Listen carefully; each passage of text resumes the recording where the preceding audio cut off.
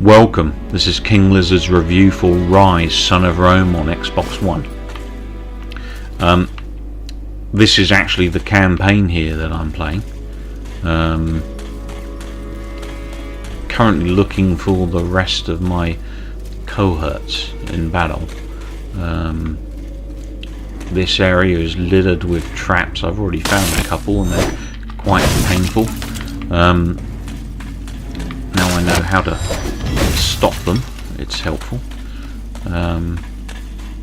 Hopefully I can find some enemy in a minute and do some scrapping. Here we go. He's hard, he's got a hammer. So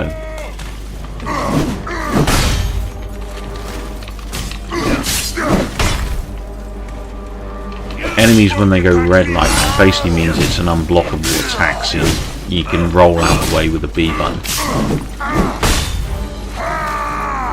If you're quick enough.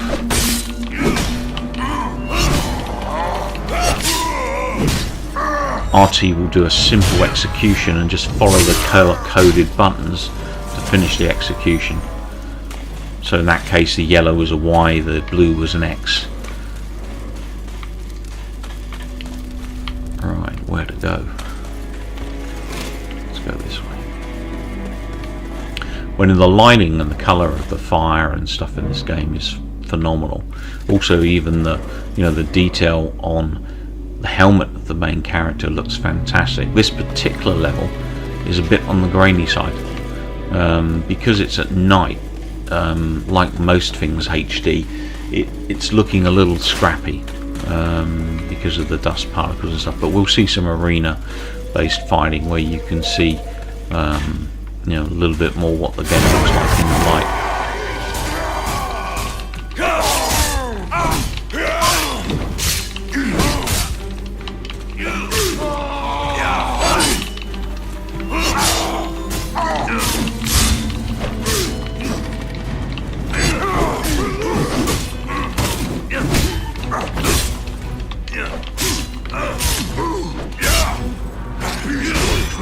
So now we're going to see some, hopefully, oh no, it only showed me the one execution, I thought I was going to get a double in.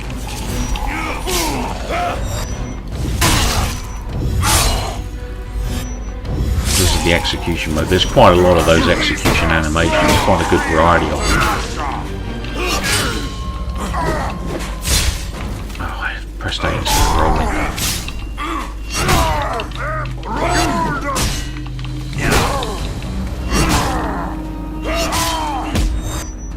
Do execute these guys when you get the chance, because they are a pain in the backside. These are some of the harder enemies that you'll meet in the game. They do have defenses. The AI of the computer is actually pretty good. They will offer you a pretty good challenge even in some of the easier modes. Well, that was me just executing that chap there as well. Now the campaign is pretty much an on-rails deal. There's not too much you can do to venture around the map, so to speak. I mean, there are some nice open areas like this. That's warning me of an arrow. I can deflect arrows. Dodge them like that with the A button.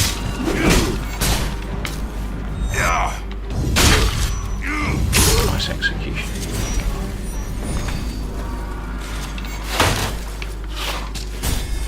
I need to get these archers, they're going to make mincemeat out of me otherwise.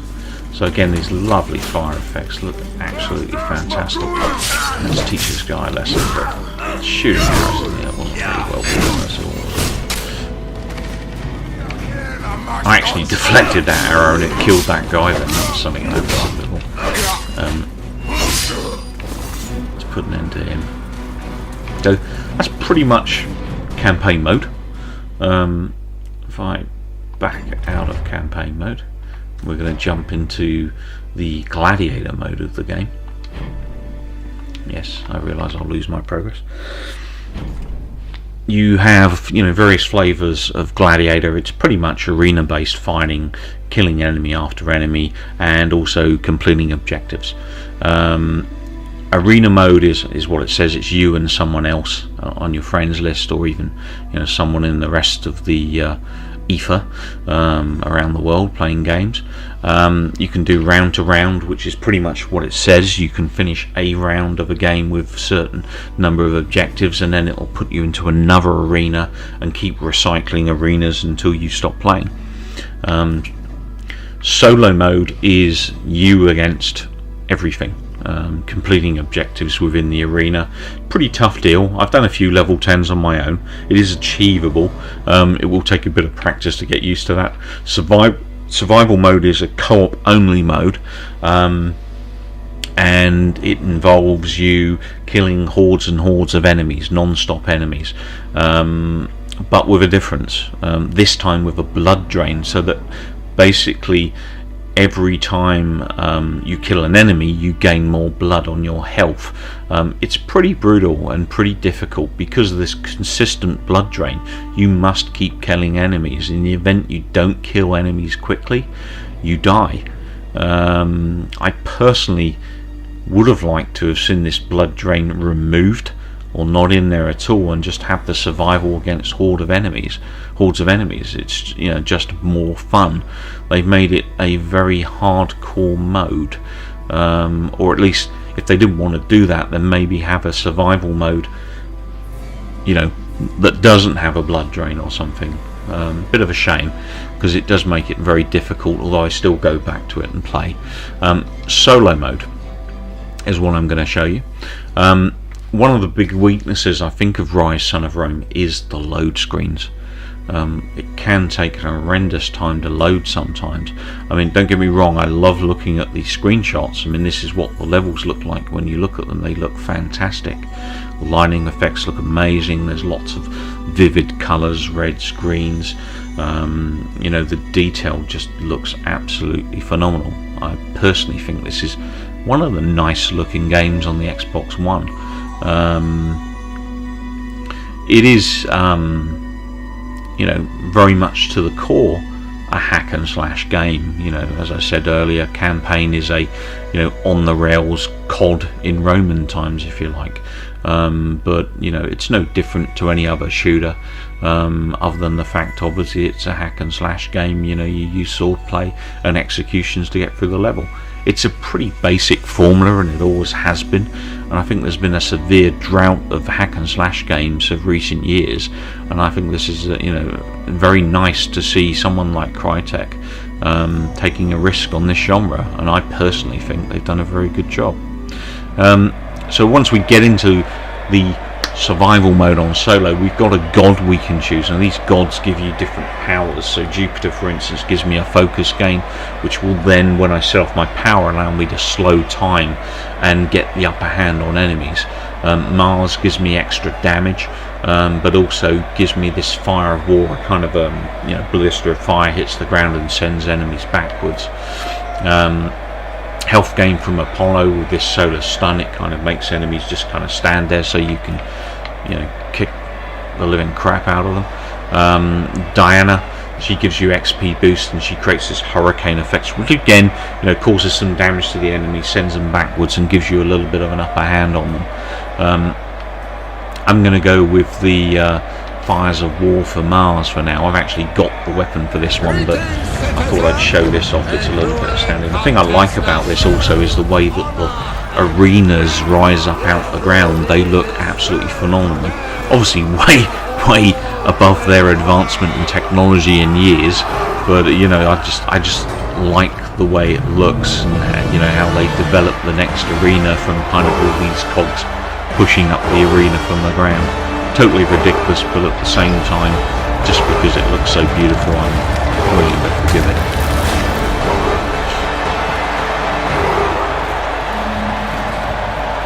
So let's hope I'm a worthy enough gladiator for you here, so I can show this off. So basically there will be objectives. So at the moment my objective is just to kill the enemy guards. You do have spears lying around sometimes.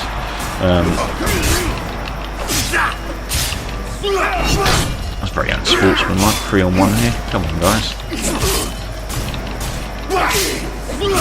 So once I get that skull and crossbones, I can execute. These buttons I'm pressing are colour coordinated. Now this mode is all about pleasing the crowd. Obviously staying alive and killing enemy is nice too, but pleasing the crowd increases those bars. You see those bars on the top left there, gives me a damage boost each time I do a good job killing the enemy, completing objectives and keeping the crowd happy. My health bar goes up and so does my focus bar. There's my next objective where that eagle is marked. You automatically jump off the ledge, there's no player interaction. Pressing Y on this will start that cage off. I'm letting out the prisoners of war there.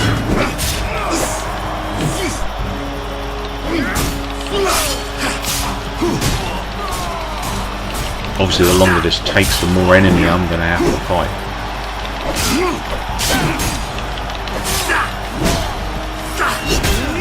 Problem is with the this mode is, as you can see, the weaker enemies now I'm kind of insta-killing because of my damage has gone up. They don't last very long, and also it also means that I don't get to execute things, which also means that I don't get that much focus damage. Your focus damage really builds up and your health builds up when you get to execute the enemies you're fighting. And that means that I'm going to be left with lots of hard enemies to fight in order to improve my chances here. And now I need to find my way up. There we go.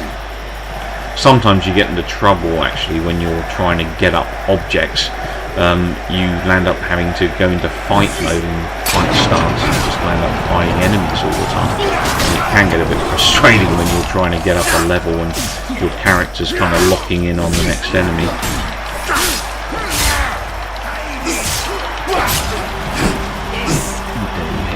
Right, we'll leave that guy there. You can see it's constantly looking back on me. If I roll past these gents. Where's my prisoner? He's up there. Here we go. So pressing Y will release this prisoner.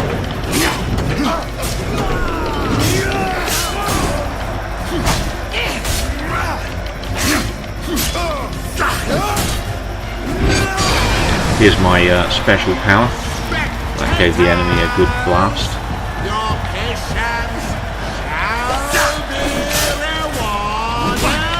The more damage you do and the less hits, you start getting these perfect combos. So you see that number building up there on my left hand screen under my health and focus bar.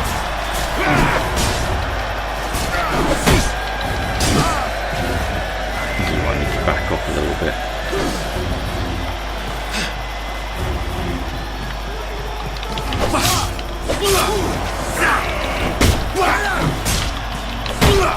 These enemies are harder, and they gradually do get even harder. You get these guys where you do have to roll out the way of when they start producing these red moves. One of my sex, all that hurt right in the throat.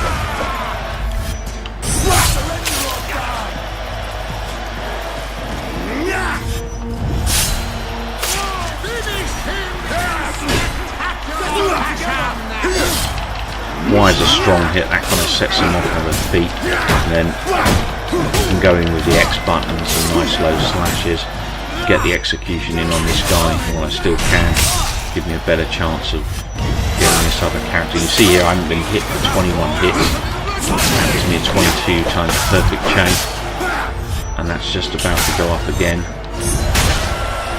He's just taking a dive into that pit. So that's pretty much the survival mode as well. So if I quit out of this now, and we'll jump back into some of the menu options. Now when you're playing the survival mode, you can build up your character and his armor and his weaponry, and they come in flavors of tiers. So basically you can go to these various tiers. Obviously these are grayed out for me at the moment and stuff because I haven't got that far into the game, but later on you can buy these common loot boxes, much like a lot of other games. Mass Effect 3 for instance, in its multiplayer, you could buy a box, and inside that box there would be random items to help you improve your character and obviously improve your strengths so you can do better in the game in general, really. Now there is in-game money that you earn. It is pretty stingy, the in-game money. It's not very generous in terms of giving you coins to be able to buy stuff. And probably the main reason for that is purely because it's a monetized game. You can buy coins to shortcut from the marketplace to speed up the advancement of your character, or the strength of your character, to help you do better in multiplayer. I personally like to do it the hard way. I don't like spending extra money on a game other than the money I initially pay for it. So I'm kind of struggling through getting what I earn in these survivals and online. Downloadable content on Xbox Live. There's a season pass for Rise, Son of Rome. You've got some skins and stuff. I haven't really bothered with those. The thing I've gone for are these Duel of Fates pack, the Morituri pack, Mars Chosen pack, and the Colosseum pack. They really do extend your gameplay in the Gladiator mode and stuff, and are definitely worth the measly £16 that you pay for that DLC. But overall, Rise, Son of Rome, as I said, is very much a COD based, kind of what's the word, on the rails hack and slash versus shooting. But it is a phenomenal looking game. It's got a reasonable storyline, it's got good voice acting and stuff. It looks phenomenal. I think it does a good job of enhancing the hack and slash genre and just taking it that little bit further, to make it that bit more playable, and also that little bit less samey. And I think the survival modes, a really nice addition to the game. And my verdict on Rise, Son of Rome is an 8 out of 10. I hope we see more games like this in the future. Thanks for watching.